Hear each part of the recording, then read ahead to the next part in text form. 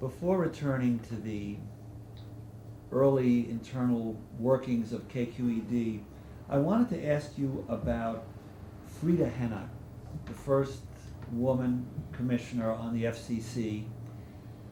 Did you have contact with her? Did she play a role in the early development of educational television in general and development of KQED in particular?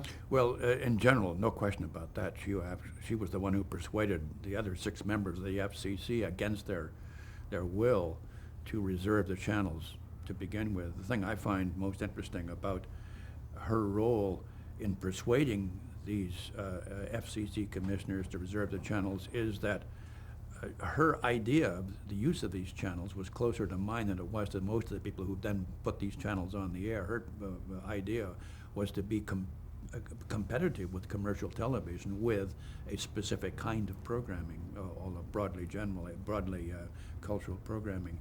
I'm sure she had an influence upon Von Seidel before I became associated with KQED.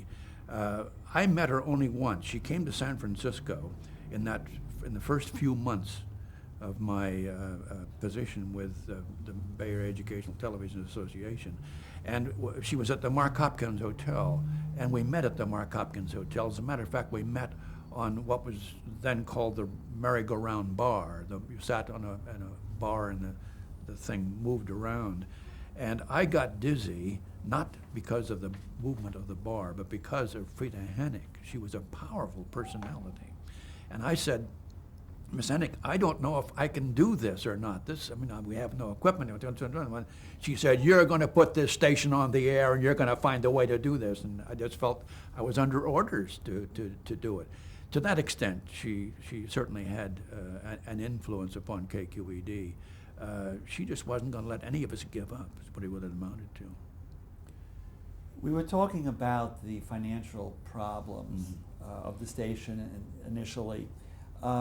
Anything else you can tell us about Dick Moore's successes or failures as membership director in getting listener support? Well, I don't remember precisely how we did it, except for my going on the air and saying, if you are watching, you have an obligation to pay for this. Cheaters never win. It wasn't a very positive approach and not a very effective one.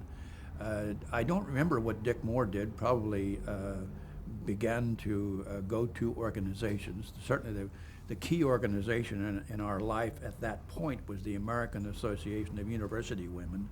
They played a very important role. I spoke to, countless PTAs around the Bay Area, urging them. One of the things that I was asked, incidentally, at PTA meetings from time to time is, well, this station, when it goes on the air, will it deal with controversy? I said, absolutely will deal with controversy. I said, I'm pleased to report that controversy is good business for us, because so long as we're dependent upon our audience to support us, the thing we most have to fear is not controversy, but indifference. If no one knows we're there, no one's going to send money. If we do something controversial, let's say 50 people will send me angry letters, but 50 more will send me checks, and that's 50 checks I wouldn't have without the controversy. Now, we operated pretty much on that principle for the years that I was there. The controversy was good business. I don't remember what techniques Dick may have used, maybe the same techniques he might have used at Pacifica when he was there, but our membership did begin to grow as we became apparent to people. And the thing that really brought that about for the most part was when we went broke at the end of the first year. It was almost exactly a year. We were $8,000 in debt, and it was costing us about $10,000 a month to operate. And the board said to me, if you go on one more month, the month of June as it turned out, we will be $18,000 in debt, and it will just get worse from then on. So turn out the lights and close the place down. So this is a public station. It's owned by the public. we can't close it down ourselves. We have to go to the public and say, do you want us to close down? And so we came to an understanding that the board would raise the $8,000 that we were of our indebtedness, provided I raised $60,000 in 30 days to pay for the next 6 months, during which we would reorganize in some fashion. So I had 30 days in the month of June of 1954 to raise $60,000. I hired a couple of public relations men, a public relations agency, Gross and Roberts, Len Gross and Kurt Roberts. Curtis Roberts later became fairly prominent in handling political campaigns in California. And they said, look, some radio station in the San Joaquin Valley has held an auction. Why don't we try it on television? Said, how do we do it? So we get merchants to give us some merchandise, and we show it on camera, and people can phone in and bid on it. So it sounded like a good idea. We had already organized a telethon using the commercial TV stations in San Francisco supported the telethon, but it was really organized by the Artists Union AFTRA, put the thing together. And we went on the air when the other television stations went off the air. If you can believe, they went off the air at 10 o'clock at night in those years, and they did. We started the telethon at 10 o'clock, and we got a lot of nightclub acts and Edward Teller and people like that. It was a very strange experience. We went all night long, went into the early hours in the morning, and it was moderately successful, but Gross and Roberts said they thought that the auction would be a better way of doing it. So although the staff was exhausted from the telethon, we undertook a one-day auction. Again, we're in this school studio. We haven't got a studio of our own. And we auctioned off merchandise that merchants had given us. I think the most valuable thing we had was a color TV set that had been given to us by RCA after we were on the air, and they happened to catch what was going on. But what the auction did, it raised about $6,500. It wasn't spectacular in money-raising terms, but it brought the community together. People saw us on the air. They brought us sandwiches. They came in. They volunteered. And it became such a community effort that became more important than the money. The next year we did it for 3 days, the next year for a week, and it went on over the years. I guess 30 years it must have gone on. But that did more to bring us to people's attention than anything that we had done prior to that, and that probably had a great deal of effect on the memberships. I'm sure of that. Incidentally, how were the call letters KQED chosen? Well, you have to think up something and then check it with the FCC to be sure nobody else had it. And we thought up all the clever things we could think of, but it was my wife who came to me and said, why don't you use KQED? I said, what's that? And she said, it's Latin, quod erat demonstrandum, that which is to be proved, which was later explained was put alongside the solution to a geometry problem. When you got to the solution, you said, this is what was to be proved. I said, well, it certainly fits the objective of the station. We're out to try to prove ourselves. So, and then the Pittsburgh station, by curious coincidence, chose the same call letters the same week, WQED. Neither of us aware that the other had chosen this. It's a matter of confusion now because I'm still introduced as the former president of WQED. Did you broadcast on UHF or VHF? VHF, what we used to in those days used to call the very happy frequencies is against the unhappy frequencies, because 2/3 of the reserve channels were in the UHF band, and we were lucky enough to have Channel 9 in the VHF band. The other channels in San Francisco were 4, 5, and 7, so we were in the same league, so to speak, which was an enormous advantage to us. The channel reserved in Los Angeles was Channel 28, and no one had a UHF set to receive it.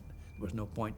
It did go on the air about a year after we did. No, it went on the air before we did, under the auspices of USC, but it was a plaything of Captain Alan Hancock, and when he left the USC board, why, he in effect took the station with him. He took the money and the manager of the station with him, and it went off the air. USC had no interest in continuing. It was good many years before the Los Angeles station went back on the air. I use Los Angeles as an example.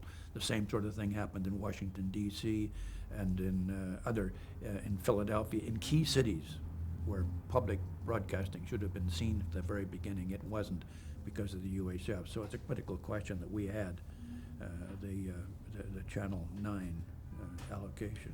Jim, could you just briefly sketch a picture for us of what the early operations of KQED were, the equipment, the studio? Just give us a feel for that setup. Well, I've described the situation in the first year with the vocational school. We knew we had to find a studio in order to go on the air 5 days a week.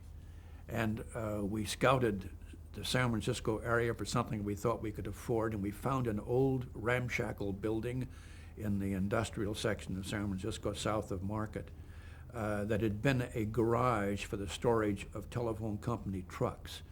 It was a fairly large area that the area that was to be our studio had pillars in it, and so we had to operate around the pillars. We didn't have the equipment that we really needed to put into the studio, but fortunately the Republican Party held its convention in the Cow Palace about that time, and we discovered that the networks found it apparently economic to dump what they brought out there rather than take it back. So we backed up our truck and loaded it up with countless feet of cable and that sort of thing. So we put in a new concrete floor and buried this cable from the Republican convention in the concrete floor. It became a kind of studio. Would this be 1956 then? Yes. It had an open balcony above the studio for workmen, obviously, when it was a small manufacturing plant. The only two bathrooms in the building opened off of this open balcony, and so in those early years we had to post signs in the two bathrooms saying, "Please do not flush the toilet while we're on the air," because it could be heard. We didn't know how to isolate the street sounds because this was right on the street. It was a big, large door opened onto the studio through which trucks had been driven, and we couldn't afford acoustic tile. I think it was John Rice who said, well, egg crates will work just as well as acoustic tile. So we went out and we got all kinds of egg crates, and we got mastic and put the egg crates up on this wall as a means of... It was an exciting time because when you haven't got money, you are forced to use your imagination. It brought us all together in a kind of team that you couldn't build without that adversity. The adversity was the thing that made us all dedicated to finding solutions to problems that didn't involve money. There were many others, I'm sure, that I don't remember any longer. We did children's programs because we did think that was one of the major missions of public television, the children's shows on commercial television. Most of them had pretty well disappeared by that time, although Captain Kangaroo may still have been on, but most of the others, Ding Dong School and Kukla, Fran and Ollie, I think had probably gone off the air by that time. So we did children's shows, but we had to do them live. We got money for the equipment originally from the Fund for Adult Education, which was then a branch of the Ford Foundation. They said, if you get on the air and qualify, we'll give you X number of dollars to buy equipment. You couldn't use it for program, you could use it only for equipment. And we used this to buy our original equipment. They insisted, the Ford Foundation insisted, that in the equipment there had to be a kinescope, because all of public television, all of educational television was built upon the idea of exchanging programs. No station could program itself completely. The answer was to exchange programs in order to fill out the hours, and you had to have a kinescope to do this. My engineering staff was very much opposed to playing around with a kinescope, and so we never ever got around to buying the kinescope and never ever recorded our shows until videotape came along. Although in the early days, we did several series on 16 millimeter film, series with Mortimer Adler and Glenn Seaborg and so forth, with famous professors in the Bay Area. All those done on film in a film studio. But our shows in the studio itself were all live and oftentimes back to back, where there'd be a set for this children's show in this corner and a set for this children's show in this corner, and the cameras would be whipped around, and we would go on within 1 minute with the show next to it. Our evening shows were generally public affairs shows. Again, I can't remember when in the passage of time these various things happened, because it's all a part of my memory of the 15 years I was there. But we did begin to do, a good many things come to mind, all rush into mind all at once, of various shows that were done beyond the children's shows. We did do one of the first, perhaps the first national documentary ever done on then the highly sensitive subject of homosexuality, called The Rejected, and it was broadcast nationally. I don't think anyone had done a show on homosexuality up to that point. We prided ourselves in taking risks and doing things that other people didn't do, and we built a reputation, written up in Time and Newsweek and Christian Science Monitor, as the station that did take chances, take risks. Was it fortuitous that that early station was located in San Francisco? Oh, absolutely. For two reasons. One is it was generally a liberal community in what it would accept on the air. And secondly, once the reputation began to be built that we were a station that was innovative and exciting, that combination with the fact that San Francisco was one of the most desirable places to live meant we never had to look for talent. They looked for us. Incidentally, did you have a sense of how many sets could receive your signal in the early days, and what your listenership was? No, I don't. Viewership, I should say. No, in the early days we had no studies. Later, I think it was Stanford, the research arm at Stanford, Wilbur Schramm was commissioned to undertake an audience study of KQED and later of national educational television. But I don't remember. We probably were as well received as the commercial stations because of our allocation of Channel 9. I don't think the reception was a particular barrier to us at all. Could you tell us a little bit more about where this broadcast material came from? How much of it was done in-house? How much of it you got from other sources? I have long since forgotten what the number of hours were that we received from NET, or what was then called the Educational Television and Radio Center in Ann Arbor. It was all on film or kinescope, and I would guess it probably came to a maximum of 6 hours a week. I don't believe it was ever any more than that. But and we were among the first stations to receive any of this material. It was not terribly exciting. Much of it was produced at Michigan State University because they had the studios and the personnel, and were in fact Michigan State in those years, and University of Michigan were doing programs for commercial broadcasting as well. So we had a series on child psychology, which comes to mind immediately because we used to laugh at this child psychologist. We knew he hated kids, and it was pretty apparent, I thought, in the series. There were generally adult education shows. It was some years before we had what I would think of as a real entertainment show, and that was Ragtime Piano, but I've forgotten at what stage that came. The rest of the shows we did live. We did live shows, I think 2 or 3 evenings a week. We did children's shows almost every day of the week, daily children's shows, one of which was Laura Weber's guitar series, which we stole from KPFA.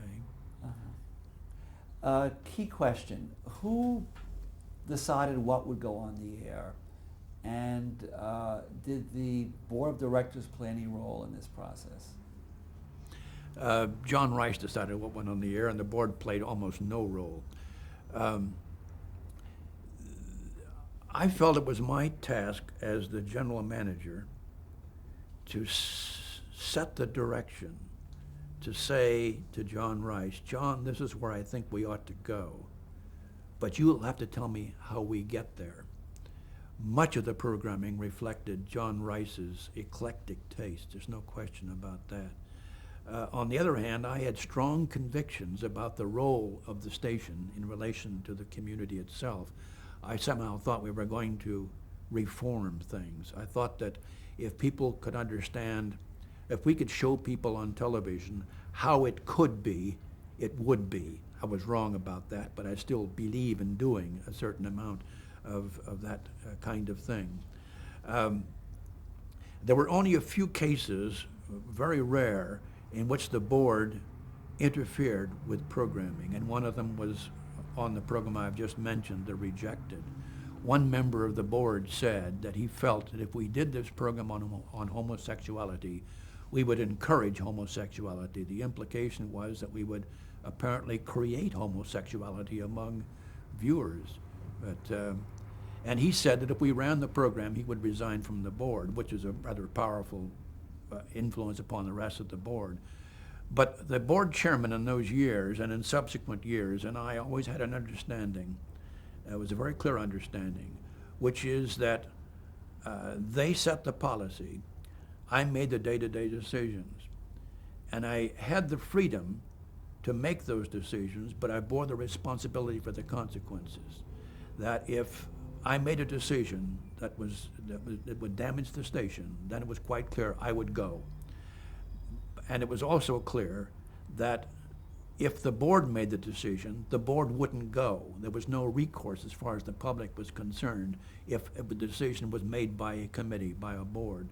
They may even have understood, as I later felt rather strongly, is that committees make very poor decisions on the whole because it's always a compromise against the strongest objection. When as a matter of fact, I think public television ought to broadcast those things, ought not to compromise, it ought to broadcast those differences. So the only other occasion I can remember, there were two other occasions, but one involved the chairman of the board and a documentary we did with James Baldwin. Dick Moore was the producer of that, because Dick Moore became a very skillful producer. He'd long since had left the job as membership director, became our announcer, and became a producer, film producer. And Dick brought James Baldwin to San Francisco in the days when we all thought things were really terrible down south, but not in America's favorite city. And James Baldwin disabused us of that. They drove around in a car with a film camera, and he sort of turned over rocks of racism in San Francisco. And the board of civic leaders was not happy about this at all, and thought that it ought not to be broadcast. But it was broadcast nationally, as a matter of fact. But once again, the board, even though it felt strongly it ought not to be broadcast, it still left the decision in my hands, and my decision was to go ahead and broadcast it. There was only one other occasion, and that came somewhat later, when one member of the board objected to a series of sex education programs that we were doing for the public schools. The public schools had asked for this series. We were responding to their request. But this particular board member felt, or said that she didn't feel, but that her friends felt, and she held up some letters from her friends, that this was a terrible thing to do. As a matter of fact, she said it would probably help the communist cause because it would weaken the moral fiber of America. And it wouldn't have made any difference had any other board member said this, but the board member that said it was Shirley Temple Black by then. And the men on the board were cowed. They said, well, maybe, perhaps, maybe we could find a way. But by that time, one member of the woman on the board, who later became chairman of the board, but not in my day there, Carolyn Russell, stood up and said, this is a management decision. It's not the board's right or obligation to make this decision. We'll just leave this up to the management, and they should do what they feel is right. They finally compromised and decided they would hold an informational screening for the board, but so the board would know what these shows contained.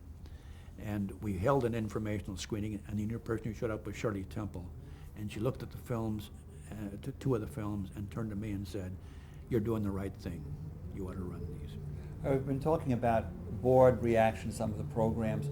What about listener reaction to the Baldwin program, the Rejected program, or others? Did you get feedback from viewers? We had a lot of feedback, which I tried to share with the staff, passing around the letters that we got.